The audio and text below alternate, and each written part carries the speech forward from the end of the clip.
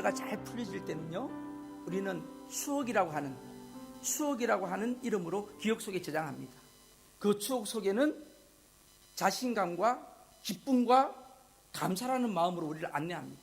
그런데요, 이 문제가 잘 되지 않을 때는, 잘 풀지 못할 때는요, 상처라는 이름으로 우리 머릿속에 저장이 됩니다. 상처로. 그렇죠? 그런데 이 상처의 저장소에는 두려움과 불안과 분노와 좌절의 늪으로 우리를 몰아갑니다.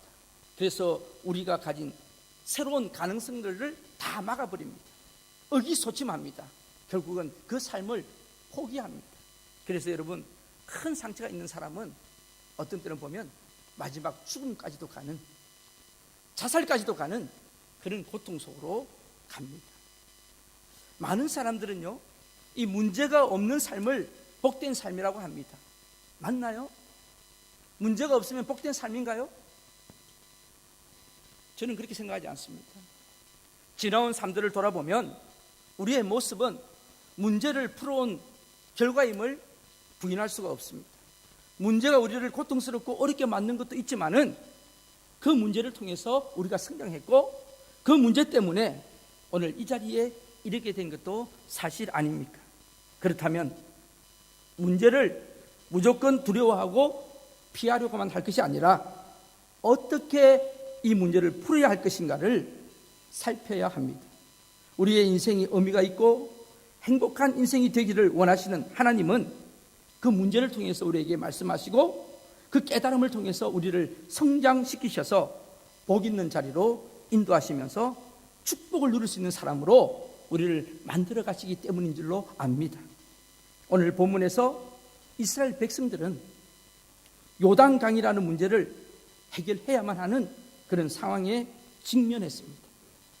그런데 이 요단강은 쉽게 건널 수 있는 강이 아닙니다. 무엇보다도 이스라엘 백성들이 이 강을 건너야 할 시기가 문제죠. 이 시기는요, 곡식을 거두는 때라고 성경은 말씀합니다. 지금으로 말하면 3월에서 4월경이 됩니다. 그런데요, 그때는 헬몬산에 있는 만년설이 녹았기 때문에 그 만년설이 녹아서 흘러 타고 내려오기 때문에 이 요단강이 항상 넘쳤더라, 그렇게 이야기합니다. 요단강의 수위도 이때는 3, 4m까지 아주 높이 올라가고요, 물살도 빨라져서 도저히 건널 수 없는 불가능한 문제가 되어버린 것입니다. 오늘 이 아침에 우리 삶에도 요단강과 같은 문제들이 우리 앞을 가로막을 때가 있습니다. 반드시 잘 풀어야만 하는 문제인데, 반드시 풀지 않으면 안 되는 문제인데, 나의 능력으로 풀 수 없는 한계를 바라보면서 어떨지 모르고 앉아 있을 때가 있습니다. 우리 힘으로 풀 수 없는 문제가 오늘 이 아침에 있다면 이스라엘 백성이 요단강을 어떻게 건넜는지 살펴보면 됩니다. 이 문제가 어떻게 그들의 역사 속에, 그들 기억 속에 계속해서 힘을 주고 용기를 주는 추억의 사건으로 남게 되었는지 오늘 살펴보면서 우리의 모든 문제를 풀어가시는 그런 지혜를 얻는 시간이 되시기를 주님의 이름으로 축복합니다. 오늘 여러분, 우리 삶 속에는 건강의 요단강이 장벽이 있을 때도 있고요, 어떤 분들은 보니까 인간관계 문제 때문에 참 어려운 요단강 장벽이 있더라고요. 어떤 분은 물질 문제 때문에, 어떤 분은 자녀 문제 때문에, 어떤 분들은 자기의 그 성격 때문에. 제가 수주 전에 요단강을 건너는 준비라는 말씀의 제목으로 오늘 1절로부터 7절까지 말씀을 가지고 설교한 적이 있는데 기억나십니까? 전혀 기억이 안 나시죠? 그래서 제가 참 늘 감사합니다. 여러분들은 늘 새로우시니까 지난주도 뭐를 설교했는지 모르시잖아요. 그러니까 목사가 설교할 때는 늘 새롭게 들으시니까 참 감사합니다. 근데 실망할 필요는 없죠. 여러분, 콩나물 아세요? 콩나물 키워보셨나요? 콩나물은 물을 부으면 쑥 다 빠집니다. 다 빠지는데 콩나물은 자랍니다. 그러니까 말씀도 여러분 자꾸 들으시면 자기도 모르게 영적인 성장이 있게 되는 거죠. 그래서 제가 수주 전에 이야기했던 것을 약간 반복을 하면서 오늘 말씀을 전하려고 합니다. 이스라엘 백성들이 이 요단강이라고 하는 문제를 풀 수 있었던 가장 큰 이유가 뭐였느냐? 바로 5절 말씀입니다. 여러분 5절 말씀 한번 읽어보실까요? 함께 3장 5절 시작. 여호수아가 또 백성에게 이르되 너희는 자신을 성결하게 하라. 여호와께서 내일 너희 가운데 기이한 일들을 행하시리라. 지금 이스라엘 백성의 문제는 무엇이 문제입니까? 외적인 문제입니다. 지금 요단강이라고 하는 큰 문제가 이스라엘 백성 앞에 놓여 있는 것입니다. 그런데 이 문제를 푸는 것이 가장 우선적인 순위인데 하나님은 이상한 말씀을 하십니다. 외적인 문제보다는 내면을 먼저 살펴보라고 말씀하시는 거죠. 매우 중요한 말씀을 오늘 우리에게 하고 있습니다. 하나님은 우리에게 관심이 있으시지 문제에는 관심이 없으십니다. 여러분 깨달음이 있기를 바랍니다. 하나님은 이 일을 통해서 이스라엘 백성에게 가르치시기를 원하시는 것입니다. 그것은 이스라엘 백성이 이 땅 가운데 하나님의 백성답게 살아가도록 하시려고 이런 외적인 문제들을 우리에게 지금 주고 계시는 것입니다. 하나님은 이스라엘 백성들은 광야에서 40년 동안 만나를 만나게 하시고 또 여러 가지 고통을 만나게 하시고 어려움을 만나게 하시고 또한 배고픔과 목마름과 원치 않는 전쟁과 고통, 불평, 원망을 할 수밖에 없는 수많은 일들을 겪게 하셨습니다. 왜 그럴까요? 왜 광야에서 그런 고통을 겪게 하셨을까요? 신명기 8장은 그렇게 이야기합니다. 내가 너희로 광야 40년을 겪게 한 것은 너희들이 내 말을 청종하나 안 하나, 내 말을 듣나 안 듣나, 순종하나 안 하나 보려고 한 것이고, 또 사람이 떡으로만 사는 게 아니고 하나님의 말씀으로 사는 것을 너희들에게 깨닫게 하기 위해서 내가 광야 40년을 겪게 했다. 그러시면서 결론적으로 그런 말씀하십니다. 내가 너희로 광야를 겪게 한 것은 내가 너희로 복을 주려고 내가 그렇게 했다. 여러분, 오늘 우리 삶의 현장에서 절박하게 풀어야 할 문제를 가지고 기도할 때 하나님이 요구하시는 것은 뭘까요? 바로 그 문제가 해결되는 게 아니고 우리 자신이 하나님의 백성답게 변화되어서 하나님의 복을 감당하고 하나님의 자녀다운 인격을 갖추는 것이 하나님의 뜻입니다. 그래서 오늘 여러분 어렵고 힘든 문제가 왔을 때 우선 내 자신을 하나님과 함께 살펴보시는 그런 은혜가 있기를 바랍니다. 그리고 자신의 삶의 목적이 무엇인가를 다시 한번 하나님 앞에 점검할 수 있는 시간이 있기를 바랍니다. 하나님의 관심은 문제가 아니고 이 문제를 통해서 새로워질 나 자신에게 있다는 사실을 여러분 아시기를 바랍니다. 두 번째는요, 제가 말씀드렸던 것인데 이스라엘 백성들이 요단강이라고 하는 문제를 해결할 수 있었던 이유는 바로 하나님의 명령을 따라 하나님의 언약궤를 바라보며 따라가기 때문입니다. 하나님의 언약궤. 그래서 제사장들에 하여금 언약궤를 메고 한 1km 정도 먼저 가게 했습니다. 여기서 언약궤가 뭐죠? 바로 하나님의 임재의 표시입니다. 그런데 왜 언약궤를 가까이 두지 않고 1km 앞쪽에 두고 따라가게 하셨을까요? 그 이유가 있죠. 200만 명의 사람이 그 언약궤를 주목하려면 가까이 있으면 뒷사람은 못 봅니다. 그러니까 멀찍이 떨어놓고 모든 백성들이 다 그 언약궤를 볼 수 있도록 하나님은 그런 방법을 취하신 것인 줄로 압니다. 그래서 여러분, 우리가 남녀노소 누구를 막론하고 하나님의 백성이라면 그 언약궤를 바라보며 인도하심을 따라가라고 하는 하나님의 명령이 있죠. 왜 모든 사람이 언약궤를 봐야 합니까? 하나님께서 인도함을 보라는 겁니다. 너희들 앞에서 인도하신 하나님을 느끼라는 것입니다. 이스라엘 백성에게 이 언약궤가 필요했듯이, 이 언약궤 안내가 필요했듯이 오늘 우리에게도 이 언약궤가 필요한 줄로 압니다. 그런데 그 언약궤가 오늘날 무엇일까요? 저는 어저께 이 말씀을 온종일 준비하면서 이 언약궤가 뭐냐 깨달았어요. 바로 예수 그리스도다. 여러분, 이 언약궤가 예수 그리스도심을 아십니까? 이 법궤는 예수 그리스도를 예표하는 하나의 상징물이었습니다. 이제 예수님이 이 세상에 오셨기 때문에 더 이상 이 언약궤는 필요가 없게 되었습니다. 이제는 흔적도 없어요. 사실 또 그래요. 이 언약궤가 어디 있는지도 몰라요. 예수님이 우리를 찾아오신 살아계신 하나님이십니다. 임마누엘의 하나님이십니다. 예수님이 우리에게는 영원한 말씀이십니다. 그리고 말씀하시는 하나님이십니다. 그러므로 예수님이 우리의 안내자가 되었습니다. 그러면 이 예수님이 나의 인생의 여정자의 안내자로 삼기 위해서 우리는 어떤 방법이 없을까요?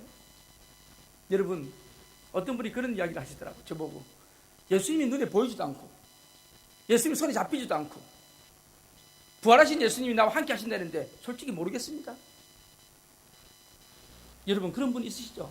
두 손을 흔들어도 잡히는 거 없어요. 기도해도 확실히 보이는 게 없어요. 예수님이 어떻게 나를 인도하고 계시는지 알기가 오히려 더 어려워집니다. 목사님, 예수님이 나를 어떻게 인도하십니까? 예수님이 나를 인도하신다는데 어떻게 하십니까? 그렇게 물어보는 분들이 꽤 있습니다. 제가 오늘 이 말씀을 여러분에게 가르쳐 드리겠습니다. 예수님을 안내자로 삼고 따라가는 방법이 없을까요? 하나님께서는 방법을 하나 주셨습니다. 그게 뭐냐면 성경 말씀입니다. 이 말씀을 펴면 우리는 우리 인생길을 안내하기 위해 준비하고 계시는 예수님을 만나게 될 줄로 믿습니다. 여러분, 성경 말씀을 펴고 설교를 듣고 말씀을 배울 때에 성령께서 우리 마음을 감동하십니다. 그리고 깨닫게 하십니다. 여러분, 잘 들으세요. 성령께서 하나님 말씀을 통해서 살아계신 예수님의 음성을 듣게 하시는데 그 음성이 뭔지 아십니까? 나 하나님 음성을 들었어 하는 분들이 있어요. 그게 뭔지 아십니까? 바로 깨달음입니다. 깨달음. 성경 말씀을 읽고 성경 말씀을 통해서 설교를 듣고 성경 말씀을 공부할 때 성령께서 우리 마음에 역사하시는데 그래서 살아계신 예수 그리스도의 음성을 듣게 됩니다. 그 음성이 무엇이라고요? 깨달음입니다. 깨달음. 유달리 나를 위해서 주시는 말씀이라는 확신이 생깁니다. 어떤 분은요 그렇게 간증하시더라고요. 이상하게 내가 집으로 돌아가는데 계속해서 그 말씀이 생각이 납니다. 계속해서 그 말씀이 내 뇌를 때립니다. 계속해서 그 말씀이 내 마음속에 생각이 납니다. 그런 분들이 있어요. 그게 바로 하나님이 인도하시는 방법입니다. 그래서 그 깨달음으로 인하여 내가 이것을 해야 되겠다, 이것을 하면 안 되겠다, 내가 이 길을 가야 되겠다, 내가 이 길을 가면 안 되겠다, 그런 깨달음이 우리 속에 있게 되는 것이죠. 그리고 나름대로 그것을 분별할 수 있는 은혜를 하나님이 주신다는 것이죠. 그래서 여러분, 날마다 하나님의 인도하심을 받고 싶은 분들은 이렇게 기도하고 부르짖어야 합니다. 성경을 펴놓고 그렇게 하세요. 하나님 아버지요, 나에게 듣는 법을 가르쳐 주옵소서. 하나님 아버지요, 말씀하옵소서. 주의 종이 듣겠나이다. 여러분, 이런 기도가 항상 우리 가슴에 있어야 합니다. 그래야만 주님이 나의 안내자가 되심을 알 수가 있습니다. 이런 의미에서 여러분, 주일 예배를 등한히 하지 마세요. 어떤 분은 주일 예배는 왔는데 말씀을 듣지 않아요. 주일 예배는 왔는데 예배를 드리지 않아요. 여러분, 예배를 잘 드리세요. 그리고 말씀을 잘 들으시기를 바랍니다. 그래서 여러분 마음속에 그렇구나, 그런 깨달음이 계속해서 오고 집에 가서도 자동차 타고 갈 때도 그 말씀이 자꾸 반복이 돼서 생각이 난다면 그것은 그 말씀이 이상하게 나를 이끌고 가는 느낌이 든다면 그것은 하나님이 여러분에게 주시는 음성이 될 수가 있습니다. 예수님 인도하고 계시는 겁니다. 예배 시간에 여러분 설교 듣는 것도 등한히 하지 마시고 수요 예배 때도 할 수만 있으면 나오셔서 말씀을 들으세요. 우리가 말씀을 자꾸 들어야지 하나님의 인도하심을 받을 수가 있습니다. 성경 공부도 여러분 할 수만 있으면 와서 하세요. 그래야지 하나님의 음성을 들을 수가 있습니다. 그래서 하나님께서 주님의 음성을 듣는 일이 주님을 나의 안내자로 삼고 그가 제시하는 길을 발견할 수 있는 방법이라면 여러분 가세요. 그리고 그 자리에 있으세요. 그러면 하나님이 반드시 여러분들을 등하리 하지 않고 반드시 여러분들에게 인도할 길을 열어주실 줄로 믿습니다. 잠언 3장 5절 6절입니다. 한번 우리 함께 읽어볼까요? 우리 같이 한 목소리로 함께 읽겠습니다. 시작. 너는 마음을 다하여 여호와를 의뢰하고 내 명철을 의지하지 말라. 너는 범사의 그를 인정하라. 그리하면 내 길을 지도하시리라. 아멘. 여러분, 하나님을 인정한다는 게 무엇입니까? 하나님을 인정한다는 게 뭐죠? 바로 이겁니다. 하나님을 말씀 앞에 놓고 살아계신 주님의 음성을 들으려고 겸손하게 기다리는 것이 바로 하나님의 인정하는 것이고 주님이 그 인도하심으로 우리를 이끌어 주실 줄로 믿습니다. 우리가 어떤 암담한 상황에 빠질 때마다 여러분, 요단강 물이 내 앞에서 우리의 소리를 내며 흘러간다 할지라도 그런 답답한 상황 앞에서 말씀을 펴놓고 여러분 그렇게 기도하세요. 주여 들을 수 있는 길을 열어주시옵소서. 말씀하여 주시옵소서. 종이 듣겠나이다. 깨닫게 해주시옵소서. 여러분 오늘 이 시간에도 여러분 그런 음성들이 있기를 바라고요. 우리 자녀들도 여러분 그렇게 키우시기를 바랍니다. 하나님 음성에 귀를 기울일 수 있는 그런 방법들을 키우세요. 그래서 여러분 아이들이 교회 안에서 크게 하는 것이 굉장히 중요합니다. 저는 우리 교회 오기 전에 한 교회에서 20년을 한 교회에서 목회를 했습니다. 그래서 저는 잘 압니다. 그 아이들을 돌예배를 드렸던 애가 나중에 청년이 돼서 저랑 함께 하더라고요. 그러니까 그 애의 과정을 다 알잖아요. 그래서 제가 저놈은 어떻게 자랐고 어떻게 자랐고 제가 딱 역사를 다 압니다. 왜냐하면 그 애 고추내놓고 볼 때부터 봤거든요. 그런데요, 교회 안에 자란 것보다 더 큰 복이 없어요. 제가요 교육전도사 할 때요 중고등부를 맡았는데 어떤 여신도 딸이 가출을 했어요. 가출했는데 왜 가출했는지 아십니까? 삐삐 안 사준다고. 삐삐. 이런 삐삐 아시나요? 요즘 애들 삐삐가 뭔지 모르겠어요. 그 당시에 삐삐가 참 유행을 했는데 삐삐 안 사준다고 애가 집을 나가버린 거야. 고등학생인데. 그래서 그 어머니의 순장이 리더가 저한테 연락이 왔어요. 저기 전도사님 그 애가 집을 나갔다는데요. 그래서 제가요 거기는 아버님이 안 계세요. 어머니 혼자서 아들 하나 딸 하나를 키우는데 저보고 그런 이야기 하니까 제가 가슴이 얼마나 또 아프겠어요. 그래서 제가 학교를 찾아갔어요. 강동구에 있는 어느 여자 학교였는데 고등학교에 제가 찾아갔어요. 그 선생님, 담임 선생님을 만났어요. 그래서 제가 그랬죠. 우리 아무개가 집을 나갔는데 어떡하죠 선생님? 그랬더니 그 선생님이 저보고 이럽니다.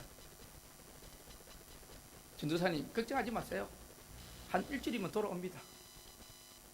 제가 마음에 얼마나 분노가 일어나는지. 너 새끼 같으면, 너 자식 같으면 그런 말 하겠냐고. 여러분 한번 생각해 보세요. 만약에 그 선생님 자기 딸 같았으면, 애가 집을 나갔으면 걱정하지 마세요. 일주일이면 돌아옵니다. 그렇게 이야기하시겠어요? 그렇지 않으면 어떡하죠? 같이 걱정해 주겠습니까? 말을 참 잘해야 되겠더라고요. 여러분 말을 잘못하면 사람에게 상처를 줍니다. 그러면 이렇게 이야기하시면 되잖아요. 전사님 마음이 아프시겠지만 한번 우리 노력해 보십시오. 이렇게 이야기해야 돼요. 물론 제가 이해가 돼요. 선생님들이 워낙 애들이 가출을 많이 하니까 뭐. 그런데요 여러분 부모 마음은 안 그렇잖아요. 부모는요 잠을 못 자요. 이 애가, 여자애가 오늘 밤에 어디서 잠을 자는지 무엇을 하는지 모르잖아요. 어느 대학교 교무처장이 그런 이야기를 하더만요. 신문에 자기 대학교 애가 2명이 여름이었던 모양이에요. 바닷가 가서 익사로 2명이 죽었어요. 그런데 교무처장이 아무렇지 않은 듯이 그렇게 큰 일은 아닙니다. 우리의 학교 애가 2만 명인데 그중에 2명은 0.0002% 뭐 1%밖에 안 되기 때문에 이런 이야기를 합니다. 저는요 얼마나 화가 나는지. 만약에 그 죽은 애가 그 교무처장의 아들이었다면 그런 이야기 하겠어요 여러분들? 여러분 남의 일이라고 말을 함부로 마음대로 하면 안 돼요. 남의 말이라고. 예수님은요 99마리의 양을 두고 기르는 한 마리를 찾아나셨어요. 왜 찾아나셨어요? 그 양은 평상시에도 뺀질뺀질 말도 안 듣던 양이었어요. 이리로 오라 그러면 꼭 안고 지쪽으로 가는 양이었어요. 이놈이 안 보여요. 이 밤에 까딱하면 잡아먹힐 수도 있는데 어떡합니까? 주님은요 양 99마리를 안에 넣어두시고 한 마리를 찾아나셨었어요. 산을 넘고 물을 건너 찾으셨어요. 결국 그 양을 찾았을 때 여러분 성경에 보세요. 누가복음 보면 목자가 너무 기뻤어. 양보다도 목자가 더 기뻐합니다. 여러분 잃어버린 영혼들을 주님은 지금도 찾고 계십니다. 제가 그 아이가 돌아오지 않는다는 정보를 받았어. 어디서 오늘 밤에 접선한다는 이야기를 들었어요. 그래서 여러분 밤 12시에 그 애가 접선한다는 정보를 받고 그 잠복 근무를 한 거 아닙니까? 제가 잠복. 그런데요 그 순장님은요 그렇게 자식하고 이제 부모하고 부모 아닌 사람이 다른 게 그 순장님은 내가 12시 도저히 내가 몸이 피곤해서 못 가겠다 가셨고 그 엄마는 눈물 흘리면서 서 있더라고. 그래서 그 엄마랑 저랑 둘이서 그 밤에 야밤에 잠복 근무를 했습니다. 어느 주유소에서 일을 한다는 이야기를 듣고 거기서 나타난다는 이야기를 듣고 서 있었는데 결국 그 애가 미리 알았는데 안 나타나더라. 그런 애가 지금은 교회 집사로 임명받고 신앙생활을 얼마나 잘하는지 애도 하나 딱 넣고 지금 잘 있습니다. 제가 무슨 말씀 드리고자 하면 교회 안에서 자라게 되면 어떤 문제와 환경에서도 바로 자라게 됩니다. 하나님이 그 자녀들을 인도하십니다. 오늘 여러분 자녀들 염려하지 마세요. 하나님 앞에 맡기세요. 하나님이 책임져 주시고 인도해 주실 줄로 믿습니다. 마지막으로요, 제가 오늘 이 말씀 드리려고 이렇게 말씀드리는데, 결론적으로 이스라엘 백성이 요단강이라는 문제를 복되게 풀 수 있었던 이유가 뭐냐? 가장 큰 이유가 뭐냐? 한번 따라 하십시다.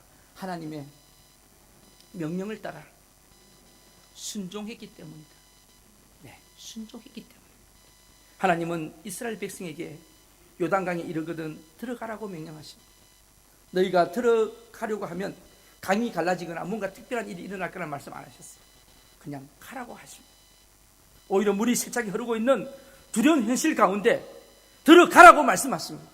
여러분, 오늘 여러분에게 들려주신 하나님의 음성이 되기를 바랍니다. 아무것도 해결되지 않은 일에 주저하거나 머물지 말고 서 있지 말고 믿음을 가지고 바로 물속으로 들어가라고 명령하십니다. 여러분, 이게 믿음입니다.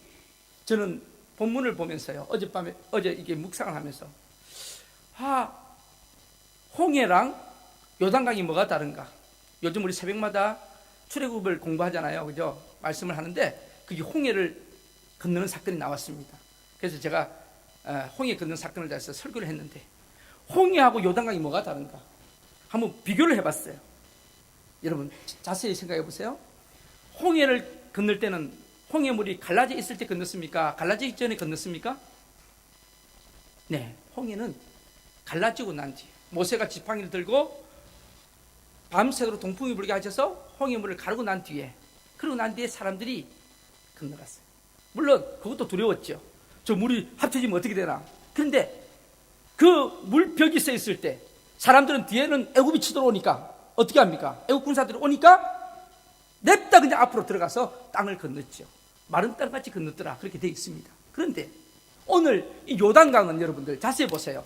물이 갈라지지 않고 건넜습니다. 물이 흐를 때에 발을 담궜어요. 이게 다른 겁니다. 왜 다를까? 제가 한번 곰곰이 생각해 보세요. 왜 다를까요? 영적인 놀라운 교훈이 있습니다. 홍해를 건널 때는 이스라엘 백성들이 전혀 훈련이 되지 않았던 때입니다. 그렇죠? 바로 애굽에서 나와가지고요, 뭐 광야 훈련도 없이 그냥 따라왔어요. 그런데 지금 요단강은요, 이스라엘 백성들이 40년을 훈련받았어요. 40년을. 여러분 생각해 보세요. 적은 세월이 아니잖아요.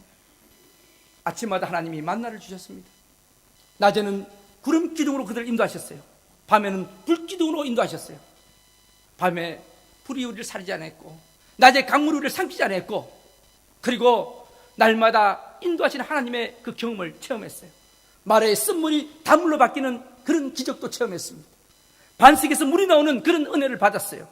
그렇기 때문에 가면 하나님이 역사하시겠구나 하는 믿음의 훈련을 받은 것입니다. 이해가 되십니까? 그래서 결국은 이 요단강의 차원은 믿음의 차원으로 건넜다. 여러분 15절에 보면 그때 강물이 넘치는 때입니다. 요단에 들어서라고 말씀하십니다. 물이 멈춘 것도 아닙니다. 상식적으로 물이 멈춘 다음에 들어서야 되는 것입니다. 그런데 들어서라 하나님이 먼저 명령하시고 그리고 실천하라고 말씀하십니다.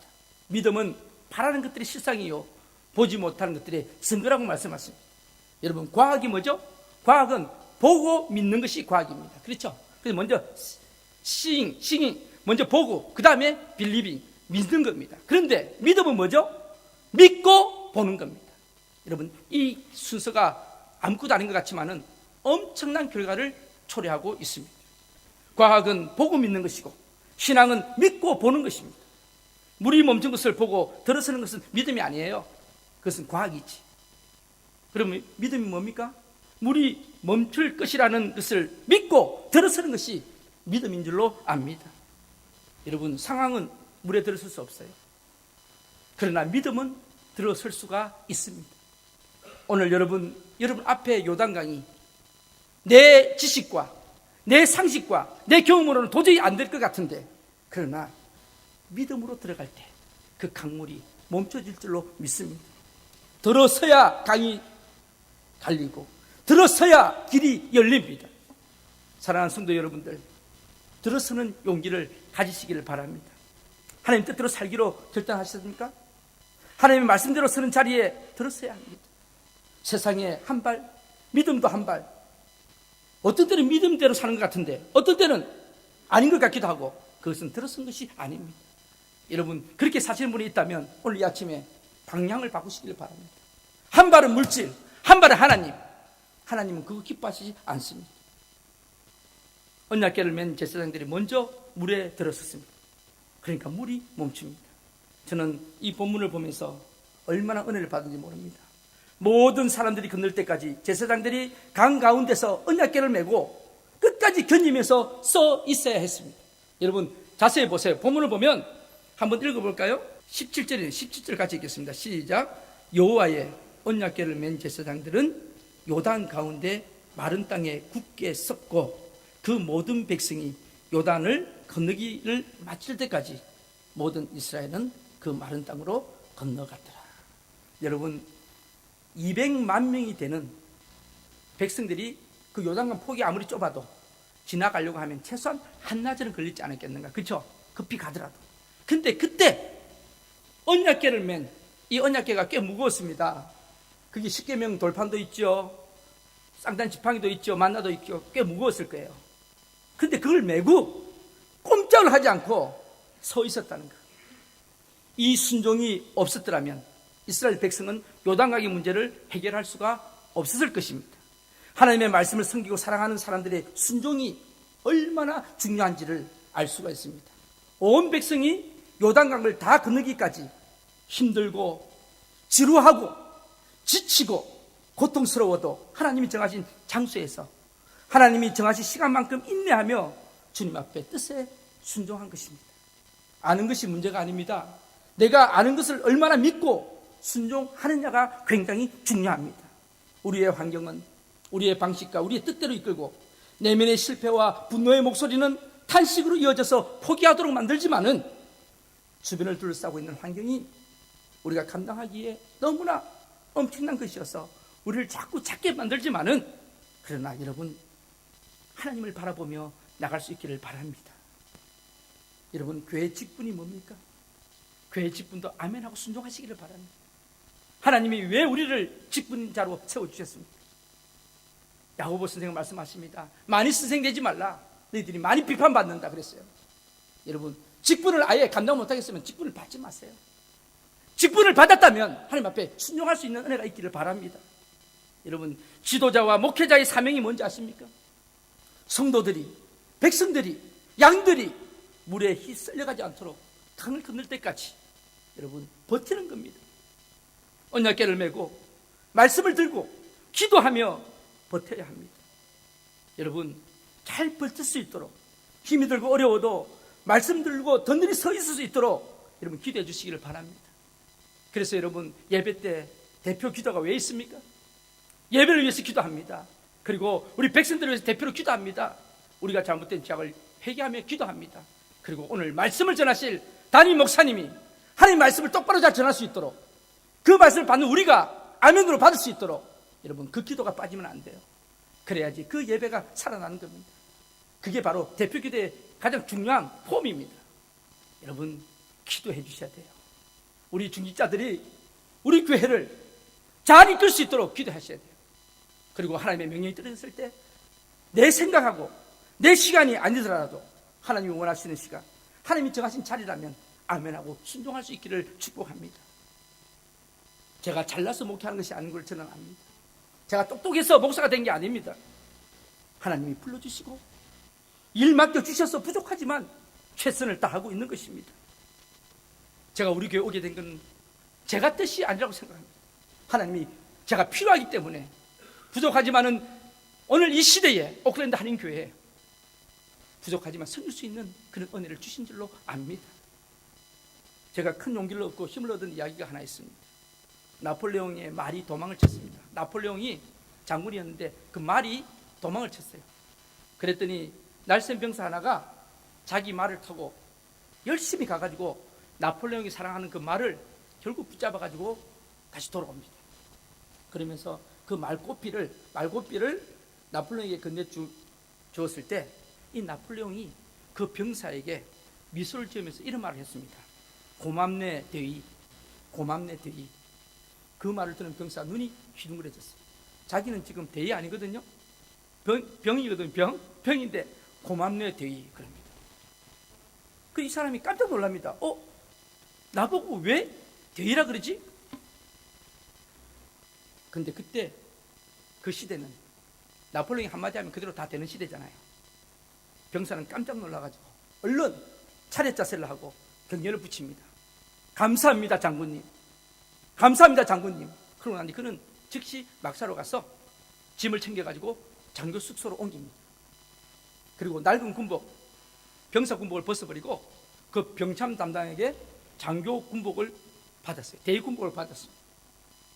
장군의 말 한마디에 그는 병사에서 대위로 바뀐 겁니다. 그는 따지지도 않았고, 그리고 사양하지도 않았고, 의심하지도 않았습니다. 그가 아는 것은 그렇게 할 수 있는 힘을 가진 사람이 그렇게 했다는 것 뿐입니다. 이해가 되십니까? 그리고 그는 그것을 그대로 받아들였습니다. 사랑하는 성도 여러분, 하나님이 불러주셨기 때문에, 하나님이 일을 맡겨주셨기 때문에 강단에 설 수 있는 저는, 하나님이 불러주셨으니까 하나님 일을 하는 것입니다. 세워주셨으니까 지금 최선을 다하는 것입니다. 사랑하는 성도 여러분, 우리가 무슨 자격이 있어서 구원을 받았습니까? 여러분에게 묻습니다. 여러분이 천국 갈 자격이 있습니까? 우리가 천국 갈 자격이 있어요? 근데 어떻게 천국 갈 자격을 얻었어요? 그것은 오직 예수 그리스도의 은혜밖에 없는 줄로 압니다. 우리가 무슨 자격이 있어서 하나님을 아버지라 부를 수 있으며 천국의 패스포트를 우리가 받을 수 있습니까? 하나님의 은혜밖에 없었다는 것을 알 수 있습니다. 성경 말씀에 그렇게 약속되었고 그렇게 선언하였으니까 그렇게 믿고 사시기를 바랍니다. 그래서 여러분, 하나님이 하라 그러면 아멘 하시고, 하나님이 하지 말라 그러면 노멘 그렇게 하시면 되잖아요. 왜 하나님이 하지 말라는 것은 아멘 하고 하나님이 하라는 것은 노멘 하십니까? 참 답답합니다. 저는 가슴이 덜컹덜컹 떨어집니다. 불순종의 사건이 있을 때마다 가슴이 덜컹덜컹합니다. 저 하나님이 손보시면 어떡하냐? 여러분들이요, 우리는 부족하지만 조그만 하나에 충성을 하면 큰 일도 맡겨주시는 하나님이십니다. 적은 일에 충성하시기를 바랍니다. 조그만 한 일에 하나님이 하라 그러시면 아멘하고 받으시기를 바랍니다. 우리가 뭐가 잘났습니까? 저를 비롯해서 우리 잘난 사람 한 사람도 없어요. 그래도 하나님이 하라 하시니까 하는 것이죠. 저는 우리 교회 믿음도 맞아요. 믿는지 안 믿는지 순종하는 것 같은데 뒤로 돌아보면 불순종하고. 그래서 제가 우스갯소리로 그러잖아요.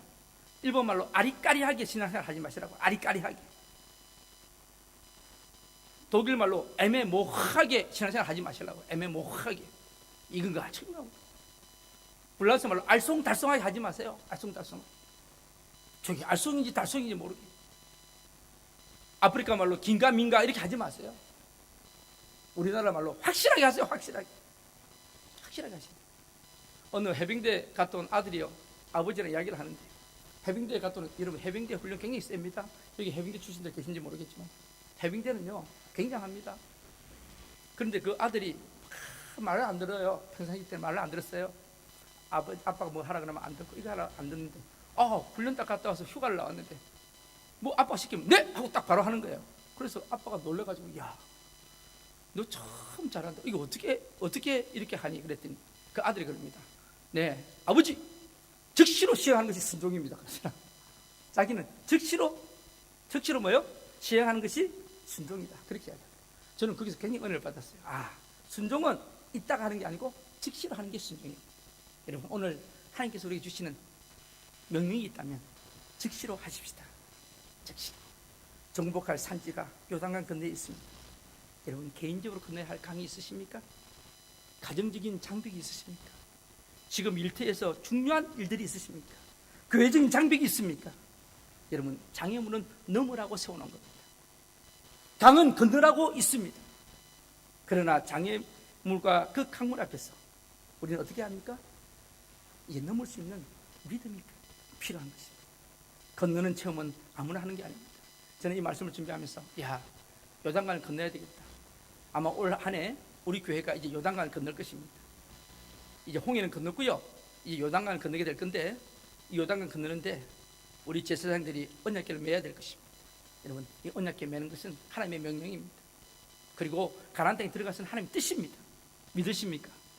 오늘 우리 교회가 이 오클랜드 땅에서 많은 영혼들을 구원하고 하나님 뜻을 세우는 것은 이건 분명 하나님의 뜻입니다. 거기에 여러분 불순종하는 일이 없기를 바랍니다. 내가 조그만 일이지만 하나님께 동참하고 동력하고 하나님의 영광을 살아갈 때 하나님 우리에게 힘과 용기를 주실 줄로 믿습니다.